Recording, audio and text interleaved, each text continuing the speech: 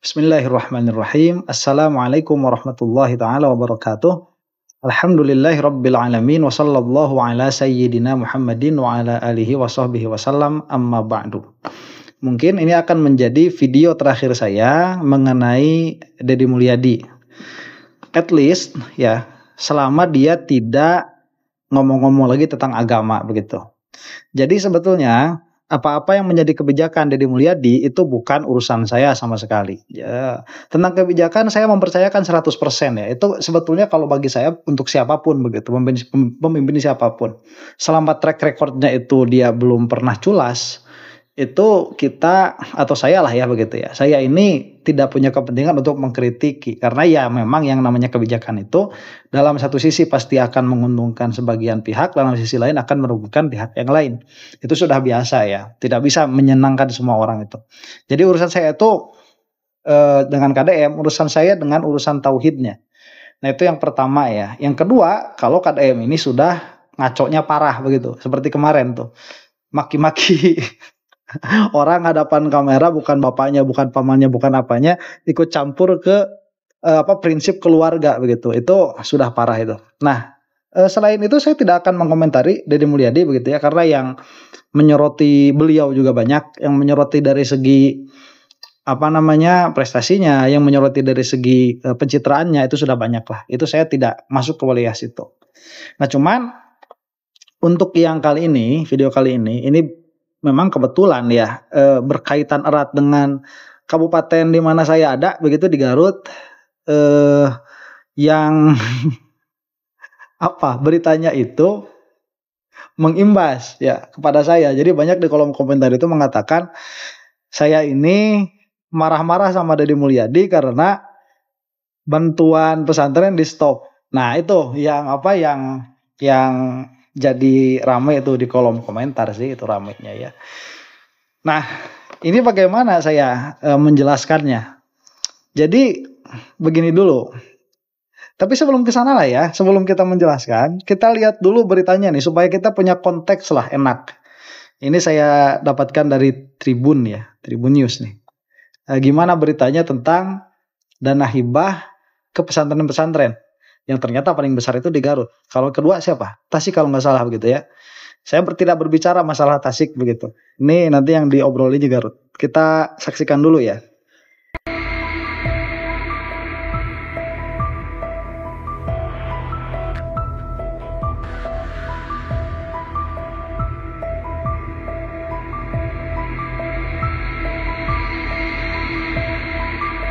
Gubernur Jawa Barat Deddy Mulyadi sedang mengkaji lebih jauh mengenai alokasi dana hibah untuk perbaikan ruang kelas sekolah keagamaan atau pesantren tahun 2025.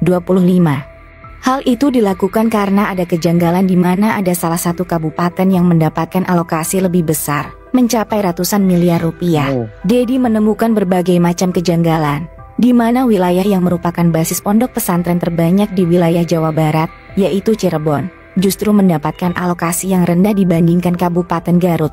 Adapun Kabupaten Cirebon hanya mendapat alokasi dana hibah untuk satu pesantren berjumlah 1 dengan total 557 juta rupiah saja. Sementara, Kabupaten Garut 140 pesantren dengan total 78 miliar rupiah. Deddy menjelaskan, alasan ia belum mau menaikkan alokasi dana hibah ini lantaran prinsip keadilannya belum ada. Sehingga ia akan mengkaji terlebih dahulu agar pemberian dana hibah lebih merata. Deddy berharap alokasi dana hibah untuk perbaikan ruang kelas sekolah keagamaan atau pesantren harus dengan lembaga terkait, bukan sekadar kebijakan politis. Maka itu, dia akan menggandeng Kemenak sebagai penanggung jawab pondok pesantren dan juga madrasah di kabupaten dan kota. Nah, Kabupaten Cirebon. Sebentar, ini video yang ini sudah saya saksikan fullnya. Ini kan ada di YouTube-nya Deddy Mulyadi ya. Saya sudah tonton full begitu. Nah, ini ditampilkan supaya ada konteks saja kita ngobrolnya nih. Satu pesantren 557 juta. Lebih sedikit.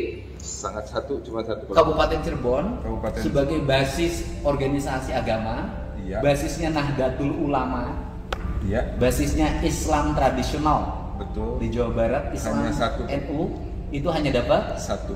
Satu apa?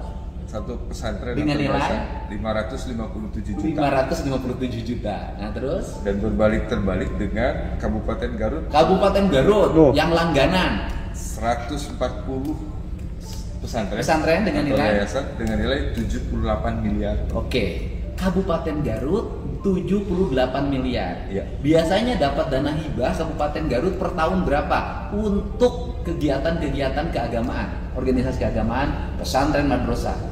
Dalam 3 tahun terakhir informasinya hampir sama, kurang. Tahun kemarin dapat berapa ratus miliar? Sekitar 50-60 juga ya? Enggak, lebih. Dengan yayasan segala macam. Oh, lebih. Jadi Kabupaten Garut itu mengalahkan jauh di atas Cirebon. Cirebon cuma 1,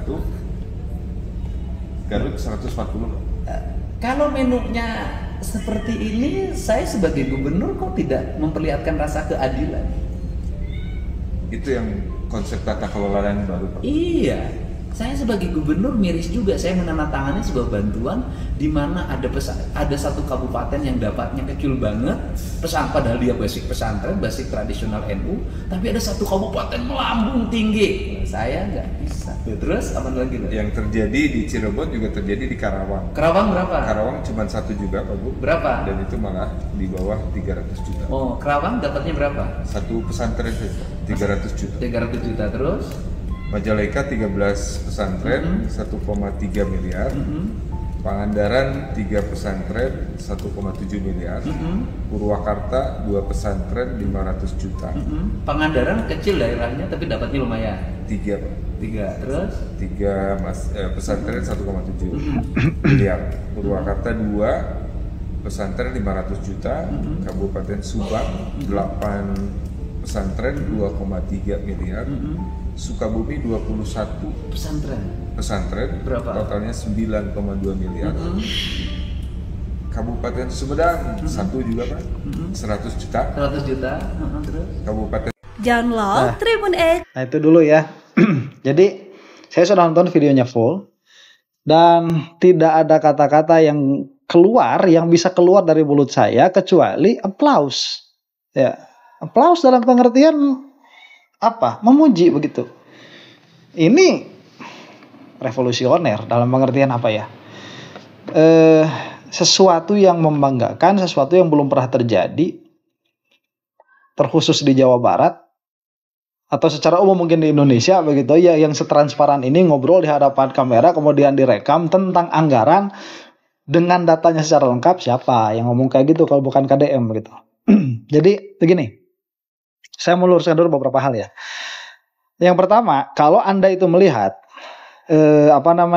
video-video saya tentang KDM, yang mana sebelumnya saya itu pernah mereaksi tentang tujuan arah KDM ini membawa Jawa Barat, Anda tidak akan menemukan saya berkata jelek tentang KDM. Karena itu tadi saya katakan, apa yang mau dikritiki? Kalau bagus, apa yang mau dikritiki begitu. Ya, saya ini bukan orang yang kalau cinta buta, kalau mati buta, bukan saya ini. Nah, jadi kalau misalkan yang menonton video saya itu meminta saya supaya melihat apa-apa yang menjadi visi lah, katakan begitu ya, yang menjadi visi Deddy Mulyadi dan nanti itu yang menjadi misinya juga Deddy Mulyadi, insya Allah tidak akan keluar dari mulut saya kecuali perkara-perkara yang baik. Nah, itu satu hal begitu ya. Jadi yang tidak saya kritiki berarti itu bagus kan, selesai sebetulnya. Saya sama Yai Said ya begitu. Yang memang pola pikirnya runut, pola pikirnya bagus, secara logika dia itu bisa dipertanggungjawabkan, konsisten begitu, ya apa yang harus dikritisi. Jadi concern saya dari awal sama Deddy Mulyadi ini adalah dalam urusan akidahnya. Dan saya tidak berbicara selain urusan akidah kecuali kalau sudah kebangetan begitu seperti yang terjadi kemarin. Nah, adapun masalah dana hibah ini kepada pesantren-pesantren di Garut, karena memang saya orang Garut ya. Kemudian ada yang mengatakan saya benci Deddy Mulyadi karena dana Garutnya ditahan. Ini subhanallah ya. Janganlah seperti itu. Kasihan Deddy Mulyadi itu kalau didukung sama orang-orang kayak kalian begitu. Yang seenak jidat itu nunjuk muka orang begitu ya. Saya enak jidat, nggak ada kata-kata yang dilontarkan, kemudian tidak ada bukti apa dan lain sebagainya. Makanya saya itu kalau mengoreksi Deddy Mulyadi, saya keluarkan sama video-videonya tuh supaya saya itu melihat sentence by sentence apa yang dia katakan. Jadi kalau urusannya dengan pesantren, saya ini nggak punya pesantren, ya. Dan saya itu tidak mau punya pesantren, nggak mau saya punya pesantren. Jadi kalau saya punya uang, ya, nih daripada saya itu harus membangun pesantren punya saya sendiri, saya lebih baik memberikan itu kepada pesantren yang sudah ada. Kenapa? Karena saya tahu punya pesantren itu urusannya bukan cuma punya pesantren, tetapi tanggung jawabnya sangat besar sekali. Saya punya banyak teman-teman yang memiliki pesantren. Itu saya udah nggak bakalan kuat, Itu sudah bukan wilayah saya punya pesantren itu. Itu yang pertama ya. Jadi saya tidak punya pesantren. Lah kalau nggak punya pesantren gimana mau dapat dana hibah? Nah kemudian kalau misalkan nggak ada pesantren kan bisa jadi ada yayasan. Saya nggak punya yayasan. Yayasan saya nggak punya. Yang katakanlah bisa diklaim sama saya itu hanya majelis. Dan itu pun bukan milik saya. Jadi di Garut itu ada 2 majelis saya ya. Yang satu di di Maktal, yang satu lagi di Munjul. Nah, itu tempatnya ya buat orang-orang yang katanya mau geruduk saya, silahkan, itu tempatnya ya. Tanyalah di sini, orang-orang pada tahu. Nah, jadi tempatnya di situ, ada 2 majelis saya itu. Dan majelis itu tidak ada satupun yang tanahnya atas nama saya. Jadi majelis itu yang membangunkan siapa? Yang membangunkan jamaah-jamaah saya. Yang satu yang membangunkan menginisiasinya itu murid saya yang perempuan-perempuan, yang satu murid saya yang laki-laki begitu. Itu yang menginisiasinya. Yang satu nama majelisnya itu Majelis Al-Inkisyaf, yang satu nama majelisnya Hafizul Qulub. Hafizul Qulub itu yang ibu-ibu, Al-Inkisyaf itu yang bapak-bapak. Itu majelis yang saya ampu 2 itu. Silahkan dicek di situ. Ya, ada nggak majelis saya? Nggak bakalan menemukan. Ya. Kenapa? Karena sedari awal itu majelis dibuatkan atas kesadaran masyarakat yang membutuhkan kepada ilmu. Bukan saya yang minta. Malah nanti ada kisah-kisahnya aneh-aneh tuh yang 2 tuh. Nah, saya itu belum pernah keluar dari mulut nih. Jangankan ke pemerintah, saya buka proposal begitu ya, atau apalah dengan istilah teknis yang disebutkan Deddy Mulyadi begitu. Di dalam videonya. Saya ini ngomong sama jamaah aja begini, tolong besok kita butuh batu misalkan. Besok kita butuh semen, kita nggak pernah keluar dari mulut ini. Mulut ini terkunci dari meminta bantuan untuk majelis. Tanyakan silahkan kepada murid-murid saya itu. Ya, murid-murid saya itu bukan anak kecil, murid-murid saya itu umurnya di atas saya rata-rata. Saya punya murid yang umurnya di bawah saya. Itu tidak lebih dari 5 orang, ya. Nggak lebih dari 5 orang. Itu tua-tua murid-murid saya itu. Nah, karena mereka itu merasakan butuh kepada ilmu, akhirnya mereka itu membangunkan majelis. Dan itu saya tidak pernah keluar dari kata-kata dari mulut saya misalkan, atau pakai speaker begitu ya. Pada orang-orang yang mau membantu majelis, silahkan hubungi siapa atau hubungi nomor sekian, ini nomor rekeningnya. Nggak pernah keluar seperti itu. Dan alhamdulillah jadi. Dan itu sudah 10 tahun lah, hampir kurang lebih ya. Sudah 10 tahun berlalu itu dari adanya. Dan itu nggak bakalan ada. Itu yang pertama. Jadi saya ini gimana mau nerima ya pesantren nggak ada. Kemudian yang ada juga majelis, itu pun bentuknya bukan yayasan. Itu pun bukan atas nama saya. Nggak ada nama sayanya di situ. Itu mah ya tanah wakaf-wakaf saja. Jadi kalau misalkan saya mati, itu tanah nggak bakalan diwariskan sama anak saya. Nggak. Siapa yang paling pinter, siapa yang paling pantas terusin saya, itulah yang akan di majelis itu. Begitu. Ini prinsipnya sudah seperti itu. Adapun kalau misalkan ada orang-orang yang mau mesantren, nggak di saya mesantren, saya rekomendasikan mau mesantren apa, mau mesantren alat, saya rekomendasikan ke sini nih, ke sana tuh. Kalau nanti besok lusa saya punya rezeki, daripada saya bikin pesantren, lebih baik saya itu membantu pesantren yang sudah ada. Nah, itu ya. Jadi tuh klarifikasinya supaya tahu kamu mau percaya mau nggak, cari di situ namanya ada apa enggak tuh. Dan saya ini mumpung disaksikan ya sama orang-orang, saya ini tidak akan makan bantuan pemerintah ya, nggak bakalan. Untuk perjuangan saya nggak bakalan.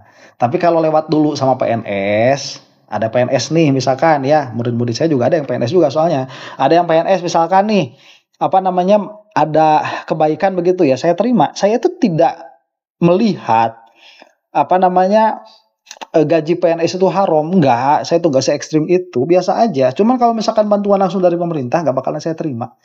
Ini sudah keluar dari mulut saya ya, tolong dicatat, tolong disimak, tolong diingatkan. Begitu. Gak mau urusan saya sama pemerintah dalam urusan agama tuh gak mau. Dan sekarang kita kembali kepada kebijakannya Kang Deddy Mulyadi. Ini 140 pesantren dengan dana tadi berapa? 78 miliar kalau nggak salah. Berarti kan rata-rata 500 juta tuh per pesantren. Saya tidak bisa memastikan ini pesantrennya pesantren mana saja yang menerima, kemudian siapa yang menginisiasinya sebagaimana tadi dikatakan sama KDM. Dan mungkin ini memang mafia besar, begitu mungkin ya. Saya nggak tahu, mungkin ini mafia besar, makanya harus diusut, makanya dipending dulu begitu. Ya kan aneh kalau misalkan Garut dapat 140 pesantren yang kena bantuan, kemudian Cirebon itu misalkan dapat 1 begitu ya. Tadi mana lagi Karawang ya? Apa Cianjur tuh? Dapat 1 juga, kan aneh memang. Ini ada sesuatu di belakangnya, makanya harus dipending dulu, harus diselesaikan. Dan untuk masalah ini masa saya mau bilang jelek begitu? Ini kebijakan bagus sekali. Nggak ada. Tidak ada kepentingan bagi saya ngomong itu jelek, nggak ada. Saya itu tidak senaif itu. Ya ini bagus, saya dukung. Nah, jadi yang mendukungnya bukan itu saja. Nah, nanti misalkan, oh itu pencitraan segala macam. Ini kalau wilayah kayak gini, ini bukan pencitraan. Ini tugasnya Kang Deddy Mulyadi udah. Kalau misalkan kita ngobrolin kayak kemarin turun ke sungai, itu bisa pencitraan. Nah justru yang kayak gini ya, inilah yang kita tunggu dari Deddy Mulyadi sebetulnya. Ini mah bukan pencitraan, ini sudah tugasnya. Tugasnya yang ada di kantor begitu ya, katakanlah yang ada di lingkungan kegubernuran itu, kemudian di video, kemudian direkam, itu yang kita nggak pernah punya akses. Itu kita yang tidak pernah punya akses itu, dan oleh Deddy Mulyadi dibuka sedemikian. Kemarin kan sampai ada yang membuka kebohongan Deddy Mulyadi, ada kan tuh ya, itu apa tadinya saya itu minta izin untuk untuk mengomentari hal itu, cuman tidak ada jawaban ya, berarti tidak diberikan izin ya, sudah saya tidak mengomentari hal itu. Itu ada tuh perkataan Deddy Mulyadi yang katanya itu tadinya sudah mengalokasikan dana 70-30, yang 70 untuk belanja masyarakat, yang 30 untuk aparat begitu. Nah kan kenyataannya tidak. Nah ini mah kan kita mah nggak wilayah ke situ dulu ya. Itu mah sudah waktu di Karawang. Iya ya. Waktu di Karawang berarti Kang Deddy Mulyadi ini ya salah omong atau misalkan data salah atau apa. Yang jelas perkataan Deddy Mulyadi dengan data yang ada tidak sinkron. Oke, itu selesai satu perkara. Nah sekarang kita kan bisa juga ngecek lagi nanti apakah yang jadi visi, yang jadi misi Kang Deddy Mulyadi ini akan sinkron dengan apa yang terjadi di lapangan. Kita kan tinggal menunggu. Cuman ini memang sebuah gebrakan yang revolusioner begitu. Tidak menjadikan omongan Deddy Mulyadi kemarin sama anak kecil itu benar, nggak menjadikan itu benar, enggak. Ini coba lihat satu-satu supaya kita punya perkara yang utuh. Nggak menjadikan Deddy Mulyadi tapi kalau ngomongin agama Islam bener, nggak jadi bener.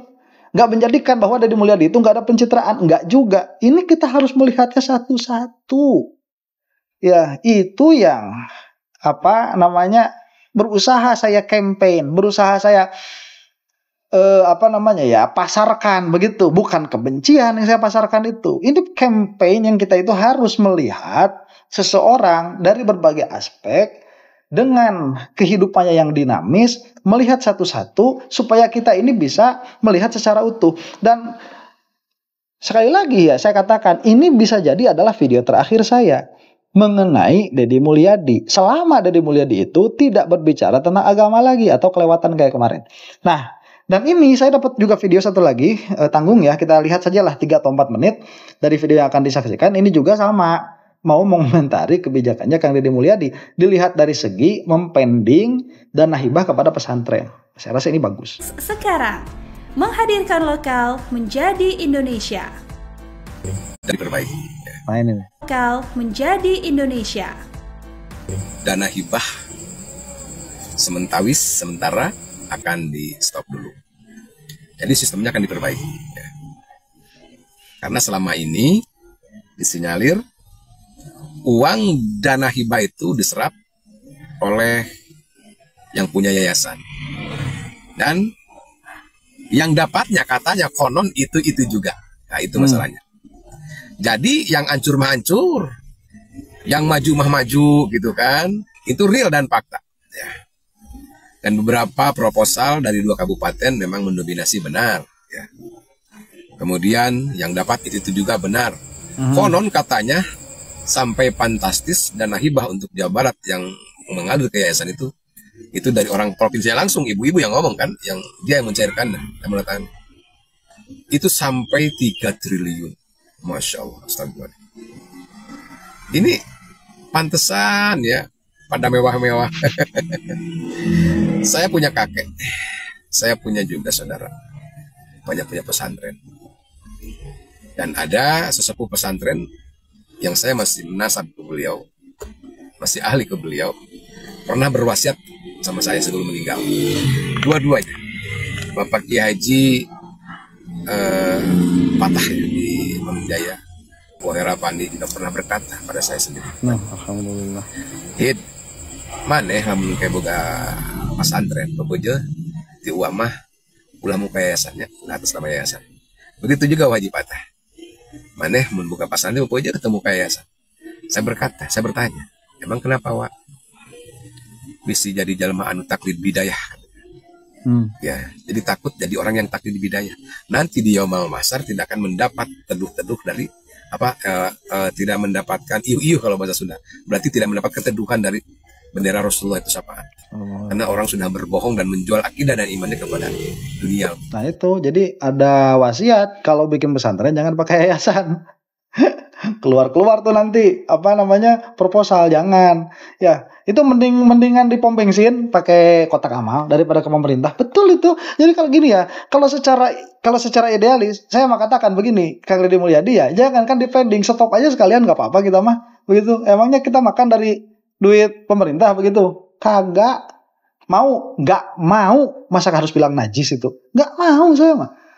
Ngapain? Memang seperti itu pesantren itu ya. Nih, kalau misalkan dana sampai di stop dari pemerintah nih, apa yang terjadi? Pesantren jadi turun gitu? Enggak. Barokahnya akan muncul. Di situ Islam bakal maju. Justru itu. Jadi kalau misalkan sekarang Deddy Mulyadi itu mempending 1 tahun, 2 tahun, 3 tahun, coba ini pesantren ini yang biasa dapat jatah mau kemana? Kelapakan, udah kayak ikan jair nggak kena air tuh ya, itu akan kembali kepada Allah. Orang-orang bakal jadi tawakal lagi. Jangan tadi pantesan pesantren itu mewah-mewah ya. Memang mungkin wallahu alam, saya itu bukan praktisi di situ, saya nggak tahu. Cuma nih Bapak ini menjelaskan real di lapangannya seperti apa, dan kita juga mendengarkan dari kiai-kiai kita begitu ya. Kalau udah makan duit pemerintah itu lain ceritanya, pesantren itu lain ceritanya. Itu salah satunya ada di yayasan. Nah dari kata-kata itu beliau kan ahli dalam bidang tentang panca indera ya, indera keenam sudah tahu dia, orang bohong pun tahu lah gitu kan. Saya belajar beberapa tahun tentang kata-kata itu. Ternyata ketika saya pulang ke salah satu daerah, saya diminta untuk membagikan proposal dan untuk menyampaikan proposal pada dia gitu kan, yang ada di kota. Saya baca, saya pelajari, ternyata di situ ada kebohongan. Bahkan itu sudah bukan rahasia umum.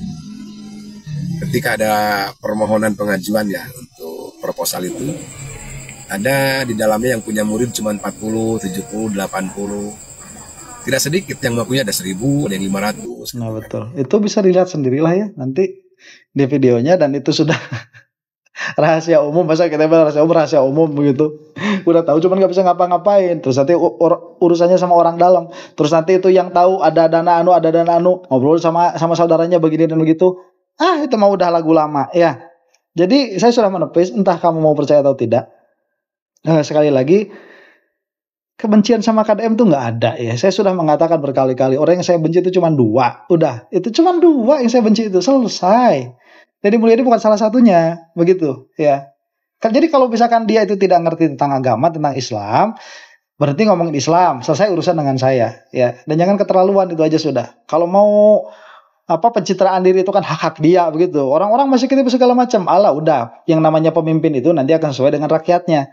Ya, rakyatnya senang kayak gitu ya, jadinya kayak gitu. Itu mah nggak ada masalah buat saya mah ya. Selesai lah itu urusan duniawi. Ada orang-orang lagi yang lain yang lebih kompeten dan lebih kredibel membicarakan hal itu.